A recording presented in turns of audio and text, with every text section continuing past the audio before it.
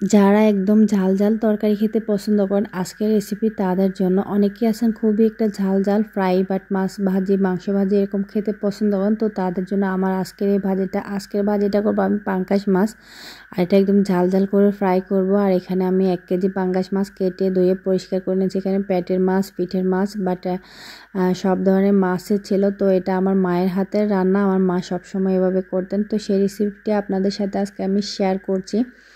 এখানে প্রথমে আমি দিয়ে দিলাম হাফ কাপ সরিষার তেল। সরিষার তেলটা খুব ভালোভাবে আমি গরম করে নেব।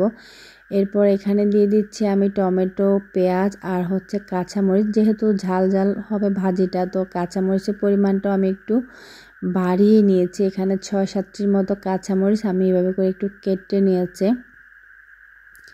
এরপর এখানে পেঁয়াজ আর টমেটো কাঁচামরিচগুলো হালকা একটু ভাজি করে নিয়েছি। এরপর আমি এখানে দিয়ে দিলাম আদা বাটা আর রসুন বাটা। এখানে আমি হাফ চা চামচ আদা বাটা আর 1 চা চামচের মতো রসুন বাটা দিয়ে দিয়েছি। আদা রসুনটা দিয়ে আবারও একটু নেড়ে ছেড়ে নেব।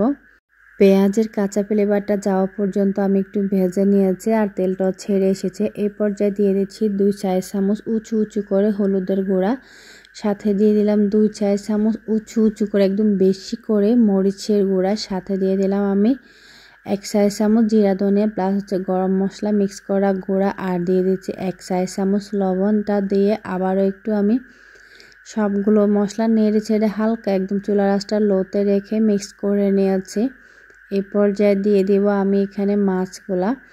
এই মাছটা কিন্তু আমি আর আগে কোনো ভাজি করে নাই, এভাবে করে এখন একদম চুলার আঁচটা লোতে রেখে ঢেকে কিছুক্ষণ হচ্ছে 5 মিনিট একটু কষিয়ে নিয়েছি। এই পর্যায়ে দিয়ে দিলাম এখানে বরফ। আসলে বরফটা দেওয়া জরুরি না, আমি যে কোনো একটা কাজে হচ্ছে বরফটা নিয়ে আসছিলাম, তো হাতের কাছে পানির পরিবর্তে বরফটা পাইছি, তো বরফটাই দিয়ে দিছি, অসুবিধা নাই। এখানে সামান্য একটু পানি দিয়ে দিতে পারেন, বরফটা গলেই তো পানি হয়ে যাবে। তো এখানে আপনারা হাফ কাপ পানি দিয়ে আবার একটু কষিয়ে নেবেন। এটা কিছুক্ষণ একটুভাবে কষিয়ে নিলে নেড়ে ছেড়ে হয়ে যাবে। এটা আমি একটু ভালোভাবে নেড়ে ছেড়ে কষিয়ে নিয়েছি, তবে খুব বেশি নাড়াচাড়া করা যাবে না।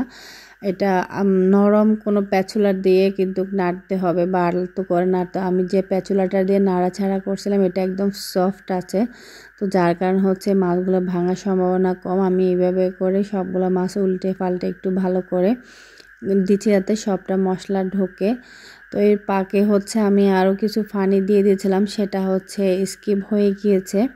তো আমি এখানে আরও হচ্ছে মেজারমেন্ট কাপের 1 কাপ বাট 500 গ্রামের মতো পানি দিয়ে দিচ্ছি। দিয়ে হচ্ছে এখন এটা কিছুক্ষণ আমি জাল করে নেব।